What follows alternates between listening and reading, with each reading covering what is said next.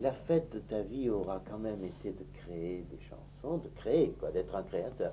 Tu Oui. auras eu cette chance dans ta vie, tu te parlais de travail, quand on va Moi, je ne la travailler. méconnais pas, bien sûr. J'ai cette chance de pouvoir Créer, c'est quelque chose, hein, ça. vivre en racontant quelque chose en faisant exactement ce que j'aime, en le faisant comme je Oui, l'aime. Ça, c'est un privilège. oui.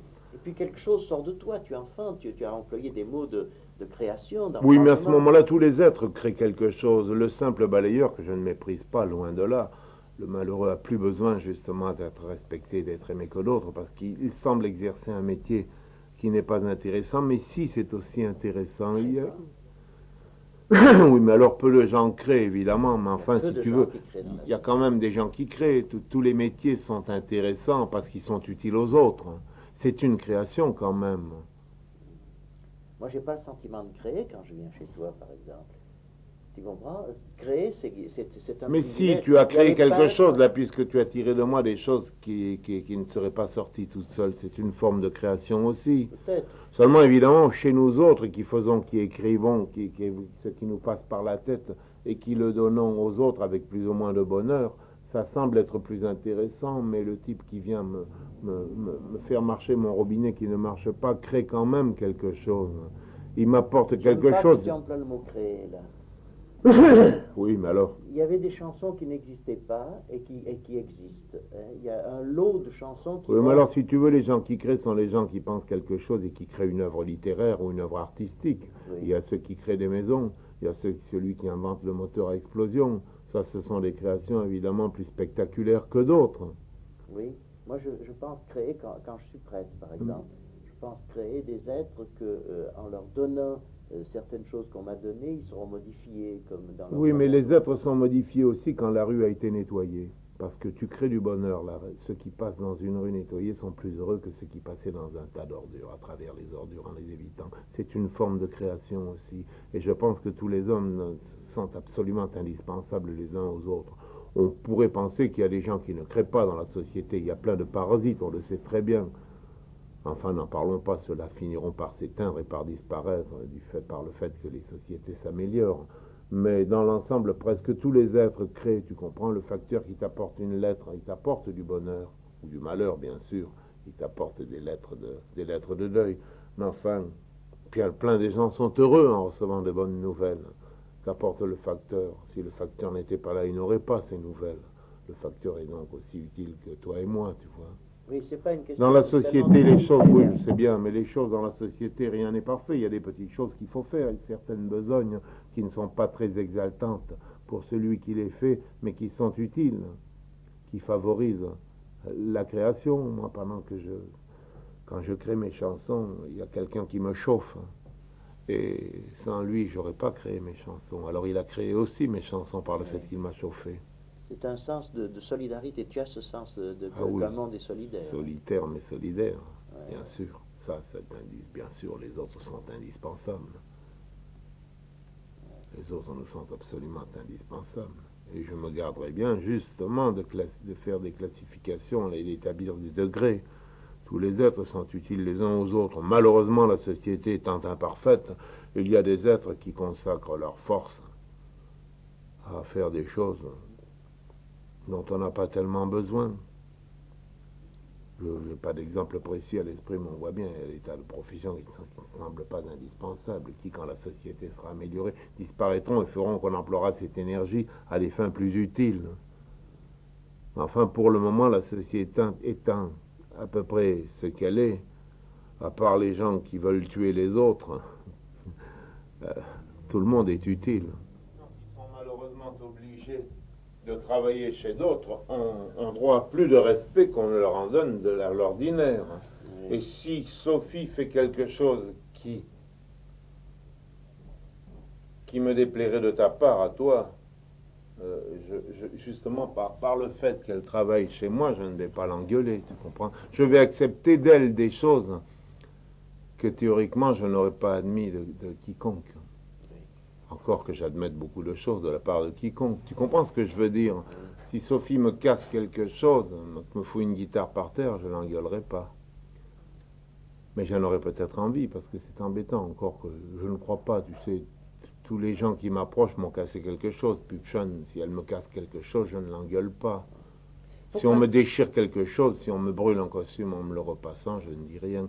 Ah, on va te répondre, forcément, vous avez les moyens de vous en payer un autre. Alors là, on me cloue le bec immédiatement. Je pense que j'étais comme ça aussi quand je n'avais qu'un seul costume, mais je ne peux plus le prouver. Tu m'as dit tout à l'heure que c'était pour me taquiner, mais plus profondément. J'ai l'impression qu'en effet, je ne suis pas très bon intervieweur, parce que j'étais très directif pour les autres, et depuis que je suis avec toi, tu m'as fait basculer. Mais pourquoi, Anthony? Non, la vérité, c'est que tu n'as pas le temps. Tu exerces quand même un métier, et je t'avais proposé, moi je t'avais dit, mais maintenant on ne le fera plus, parce que c'est moi maintenant qui n'aurai plus le temps.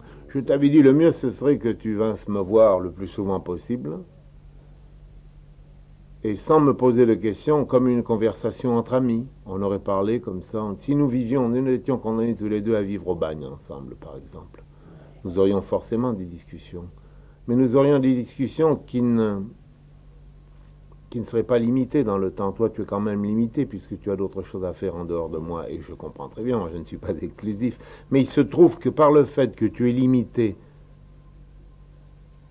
par le temps, parce que tu as à faire demain, tu te dépêches d'obtenir de moi une réponse sur un problème sans me laisser le temps d'y réfléchir longuement avec toi, tout en parlant avec toi, tu vois. Tu te dépêches parce que tu es forcément pressé. Et je pense que ça serait plus valable et que je te répondrais avec avec une meilleure fortune si nous prenions tout notre temps, tu vois. Mais ça, c'est impossible, évidemment. Alors, c'est pour ça que ça me paraît moins... J'ai aussi la peur de te fatiguer. Ça sera sûrement moins intéressant que cela aurait pu être si nous étions, par exemple, en prison ensemble, pour 6 mois, 1 an. Alors là, je pense qu'au bout d'1 an, tu pourrais te faire une idée approximative de ce que je suis.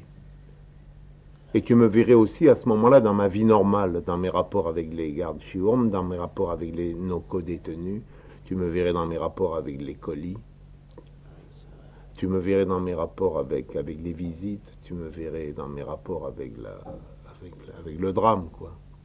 Alors que là, on fait de la théorie en ce moment. Je pourrais te donner des exemples, si tu veux, sans le faire exprès. Là, je ne peux pas te donner d'exemples. Je ne peux qu'affirmer ou nier quelque chose, mais c'est tout, sans exemple. Ou alors faire appel à des exemples qui se sont déjà passés dans le temps.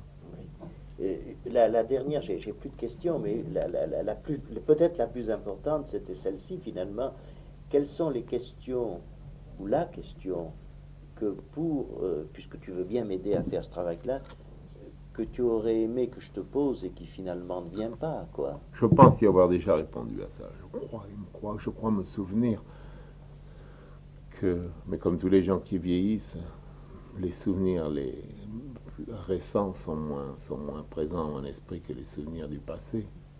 Je crois t'y avoir déjà répondu et t'avoir dit que, comme je ne tenais pas à ce que l'on me pose des questions, il n'y a pas de question idéale. Je crois t'y avoir déjà répondu. Oui, très juste. Je ne vois pas quelle question tu aurais pu me poser. Sur les sujets qui t'auraient plus intéressé, quoi.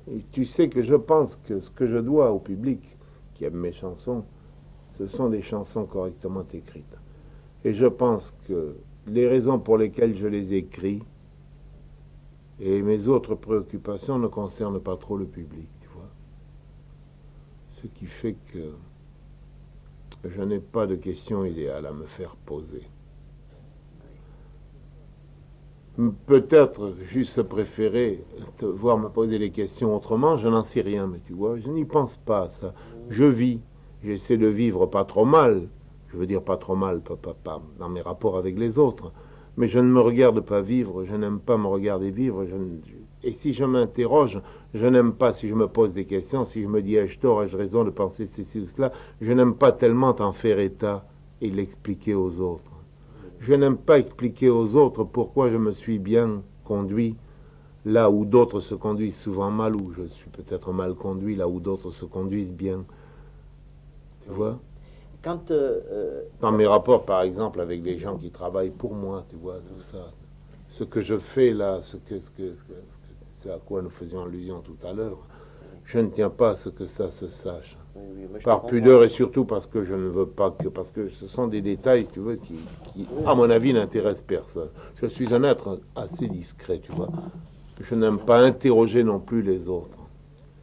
Et si je les interroge indirectement en parlant avec eux. Et je pense justement que si nous avions vécu tous les deux enfermés quelque part là, je t'eusse répondu avec plus de liberté que je ne le fais maintenant. Parce que maintenant, tu me poses une question, il faut que j'y réponde immédiatement, je n'ai pas de recul, tu vois.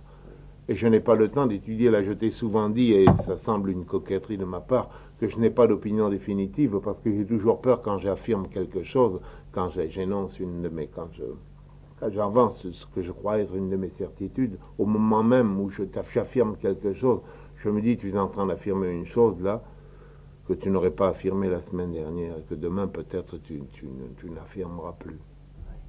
On est obligé de se figer, oui, tu ça, vois.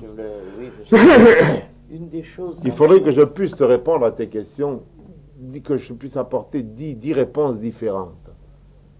Et à ce moment-là, toi, peut-être, tu essaierais de dégager quelque chose de tout ça. C'est ce que je vais avoir, d'ailleurs. C'est ce que tu vas peut-être avoir, mais parce que je me suis efforcé de te donner des facettes, tu vois. Je me suis efforcé de te... Oui, mais il y a, et si tu permets... de donner 3 ou 4 réponses possibles.